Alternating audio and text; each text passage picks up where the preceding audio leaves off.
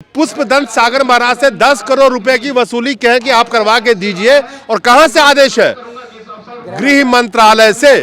अमित शाह जी गृह मंत्री थे 2020 के अंदर भी, तो वो कह रहे हैं कि अमित शाह जी का आदेश है और वो शख्स और कोई नहीं, पुलिस में एएसपी था, ये बता रहे हैं सचिन अतुलकर।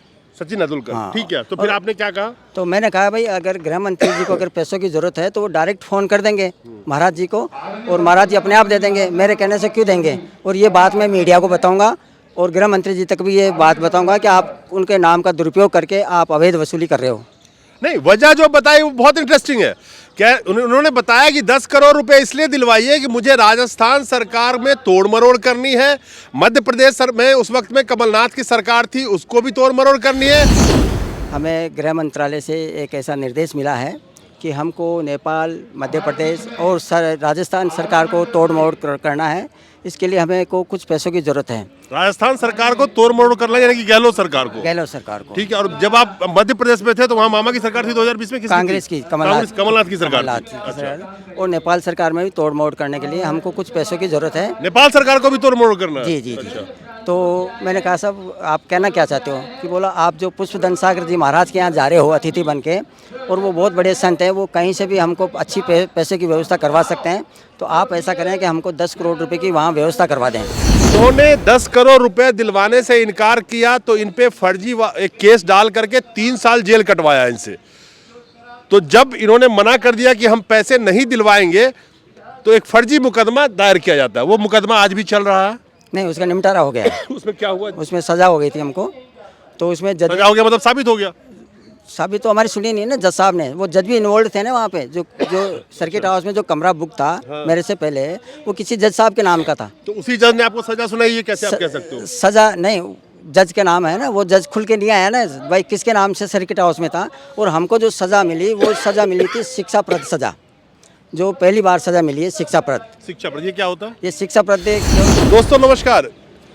इस तरह का पहला मामला मेरे सामने आया है जो बहुत ही इंटरेस्टिंग है। ये जो शख्स मेरे साथ खड़े हैं ये न्याय की गुहार लगा रहे हैं। उस न्याय का गुहार की वजह यह है कि इनसे किसी सरकारी अधिकारी ने 10 करोड़ रुपए मांगे और इनसे नहीं मांगे, इनको बोला गया कि किसी से दिलवा दो। मैंने ये बात पहले इसलिए बता दी है कि आप लोगों को ये समझ में आए कि इस देश में जब कभी भी अन्याय होता है और उसके खिलाफ कभी कोई उठ के खड़ा होने की कोशिश करता है तो उसको दर दर की ठोकरें कैसे खानी पड़ती है, उसका उदाहरण है आपके सामने। हमारे साथ है महावीर प्रसाद तोड़दी जी और ये राजस्थान के रहने वाले हैं और ये 2020 की उज्जैन गेस्ट हाउस की एक घटना बता रहे हैं और तब से लेकर के आज तक ये दर दर भटक रहे हैं। प्रधानमंत्री जी को कभी ज्ञापन दे रहे हैं, कभी गृह मंत्री जी को ज्ञापन दे रहे हैं, कभी राष्ट्रपति जी को ज्ञापन दे रहे हैं। वजह यह है कि सरकार के एक मुलाजिम ही इनको कहता है कि 10 करोड़ रुपए तुम मुझे फलाने से दिलवा दो। पूरी बातें मैं पूछूंगा, इन्हीं से पूछूंगा।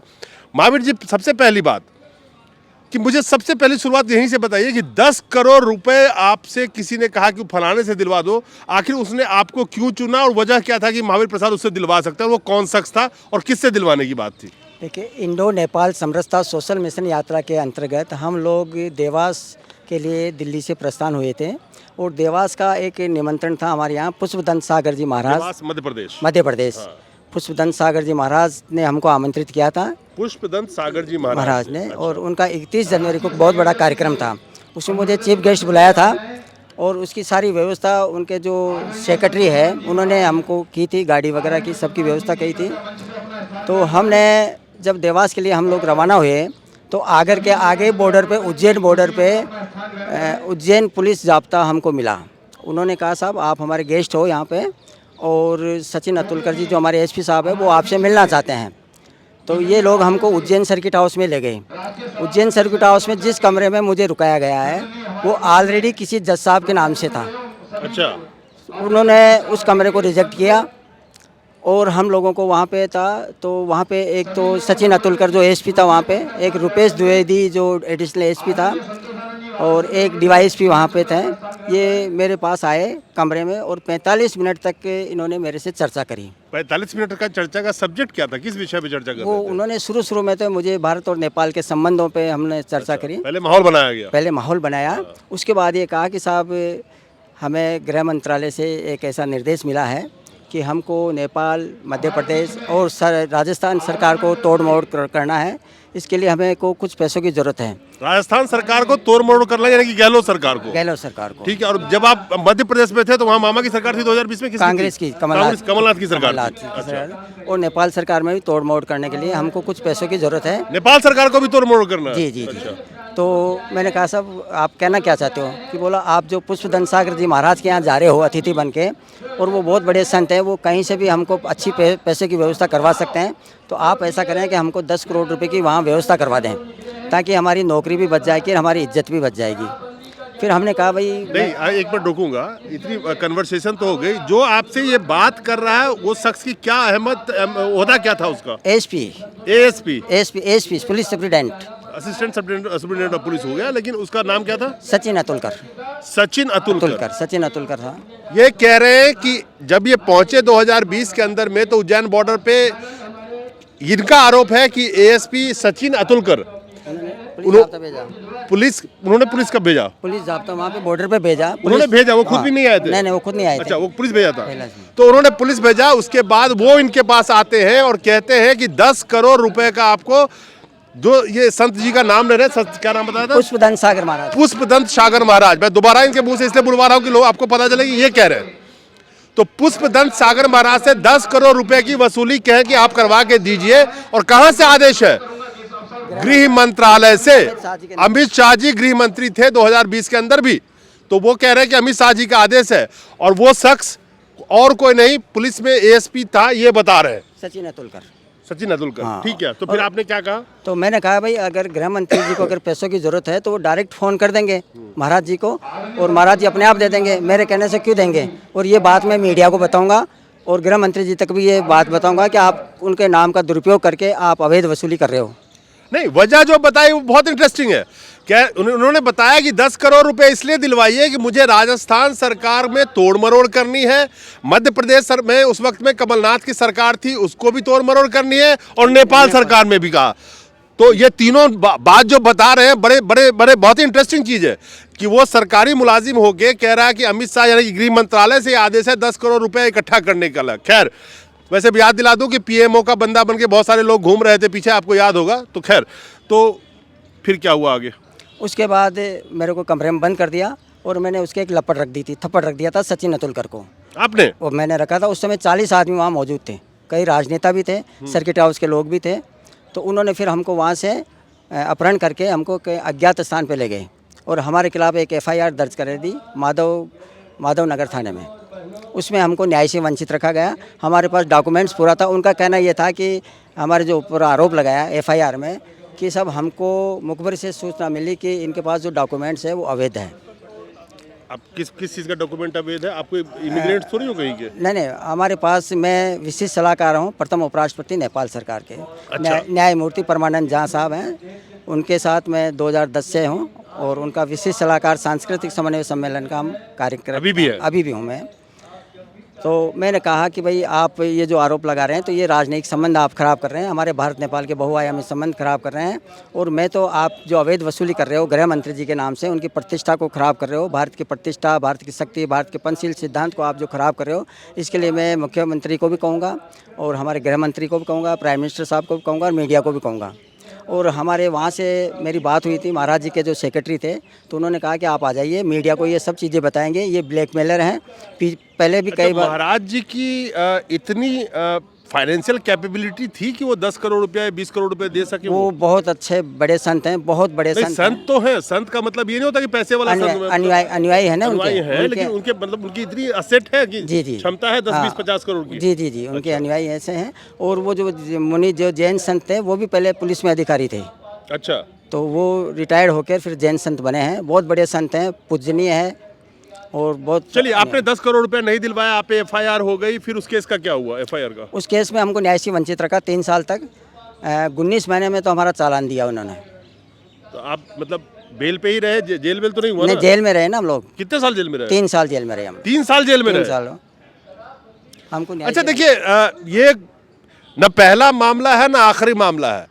इन्होंने 10 करोड़ रुपए दिलवाने से इनकार किया तो इन पे फर्जी एक केस डाल करके 3 साल जेल कटवाया इनसे। तो जब इन्होंने मना कर दिया कि हम पैसे नहीं दिलवाएंगे तो एक फर्जी मुकदमा दायर किया जाता है। वो मुकदमा आज भी चल रहा है। नहीं, उसका निपटारा हो गया। उसमें क्या हुआ? उसमें सज़ा हो गई थी हमको, तो उसमें जज सजा हो गया मतलब साबित हो गया? साबित तो हमारी सुनी नहीं है ना, जज साहब ने। वो जज भी इन्वॉल्व थे ना वहाँ पे। जो सर्किट हाउस में जो कमरा बुक था मेरे से पहले, वो किसी जज साहब के नाम का था। तो उसी जज ने आपको सजा सुनाई, ये कैसे आप कह सकते हो? सज़ा नहीं, जज के नाम है ना, वो जज खुल के नहीं आया ना भाई किसके नाम से सर्किट हाउस में था। और हमको जो सज़ा मिली, वो सज़ा मिली थी शिक्षाप्रद सज़ा, जो पहली बार सज़ा मिली है शिक्षाप्रद। शिक्षाप्रद ये क्या होता है? ये शिक्षाप्रद केवल हमको मोटिवेशन किया गया है कि आपके पास सारे डॉक्यूमेंट्स होते हुए भी आपने हमको अंधेरे में रखा, तो आपको शिक्षा दी जाती है, इसलिए ये सज़ा दी जाती है आपको। अच्छा, मतलब आपको एक सीख देने के लिए या हाँ। एजुकेशनल पर्पस के लिए कह सकते हैं कि वैसे सजा दिया। बिल्कुल। ऑर्डर में श्रम नहीं था, सौश्रम वगैरह ऐसा कुछ नहीं था। नो, ऑर्डर में शिक्षाप्रद सज़ा लिखी है। अब सवाल ये है कि जितने ये नाम गिनवा रहे हैं, ये महावीर जी जो हैं, जो राजस्थान के रहने वाले, इसी भारत के हैं, कहीं भागने वाले नहीं है। जो इल्ज़ाम लगा रहे हैं, उस इल्ज़ाम में अगर सच्चाई नहीं थी तो इनको दोबारा से पकड़ो, बंद कर दो। अब ये चिल्ला के इसी दिल्ली के अंदर में कभी ये ज्ञापन दे रहे हैं राष्ट्रपति के पास में, कभी प्रधानमंत्री के पास में, और ये ठोकरे खा रहे हैं दर की। और जो इल्ज़ाम लग रहे हैं काफ़ी गंभीर इल्ज़ाम है, क्योंकि इसलिए ये गंभीर इल्ज़ाम है कि कह रहे हैं कि जब इनसे 10 करोड़ रुपए की उगाही की बात की गई थी तो कहा गया था कि राजस्थान सरकार में तोड़ मरोड़ करनी है, कांग्रेस की सरकार थी, गहलोत की सरकार थी। मध्य प्रदेश सरकार में तोड़ मरोड़ करनी है, यानी कि कमलनाथ की सरकार थी उस वक्त में, ये बता रहे हैं।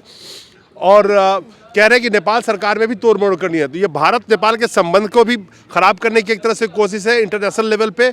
और देश की राजनीति में तो जो खैर हो रहा है उसको तो बात ही करना बेकार है अभी। लेकिन जिस शख्स का ये नाम बताने को कह रहा है कि अमित शाह ने उसको भेजा था, उनके कहने पे मांग रहे थे।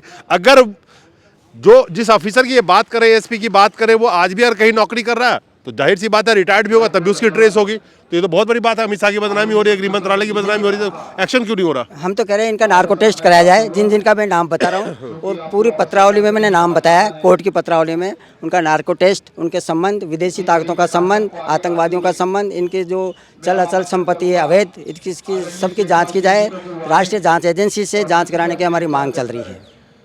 चलिए, तो अभी फिलहाल आप नेपाल में सर्व कर रहे हैं या अभी इंडिया से यहीं रहते हैं? आप यहीं पे रहते हैं? नहीं, भारत और नेपाल दोनों जगह मैं सांस्कृतिक समन्वय का काम कर रहा हूँ। सांस्कृतिक समन्वय का, भारत और नेपाल के बीच में सांस्कृतिक समन्वय का काम कर रहे हैं, कल्चरल कंसल्टेंट के तौर पे ये काम करें भारत और नेपाल के लिए। और ये ऑलरेडी उनके साथ हैं परमानंद झा, जो वहाँ के राष्ट्रपति भी रहे हैं, और उनके साथ अभी भी आप जुड़े हुए कार्ड दिखा रहे हैं। और मेरा जो उद्देश्य है वो ये है कि भारत और नेपाल की जो वैदिककालीन संस्कृति है, इसका पुनरुत्थान हो। भारत पुनः वैदिककालीन जगत गुरु के आसन पर पदस्थापित हो। भारत को सुरक्षा परिषद में वीटो पावर के साथ परमानेंट सीट मिले। अयोध्या को संयुक्त राष्ट्र संघ का मुख्यालय बनाया जाए। और विवेक रामास्वामी जो अमेरिका का उद्योगपति है, भारतीय उद्योगपति है, उसको यूएनओ का नेतृत्व दिया जाए। चलिए, ये इनकी डिमांड है। लेकिन मुझे लगता है कि सबसे अहम डिमांड ये है जो ये इल्ज़ाम लगा रहे हैं और जिसपे इन्होंने सजा भी काटी है। ये कह रहे हैं कि जो एएसपी था उस वक्त में, आज वो जिस भी पोस्ट पे होंगे, 10 करोड़ रुपए की उगाही की डिमांड करना, वो भी अमित शाह यानी कि गृह मंत्रालय और गृह मंत्री का नाम लेकर के, तो इसके ऊपर सुनवाई क्यों नहीं हो रही है? ये अपने आप में कोई आश्चर्यजनक चीज़ तो नहीं है भारत में, मैं ये कह सकता हूँ। लेकिन जिस तरह से सरेआम दिल्ली में घूम करके ये कह रहे हैं कि इस तरह से इनके पास साथ कांड हुआ है, कहीं ना कहीं सरकार की छवि हो, गृह मंत्रालय की छवि हो, गृह मंत्री की छवि हो, और भारत नेपाल की संबंधों की बात हो, हर छवि को ठेस पहुंचा रहा है ये वाकयात जो है। तो इनको न्याय जरूर मिलना चाहिए। और अगर ये गलत है तो ये तो यहीं खड़े हैं, इनको अंदर कर दो उठा के। नमस्कार।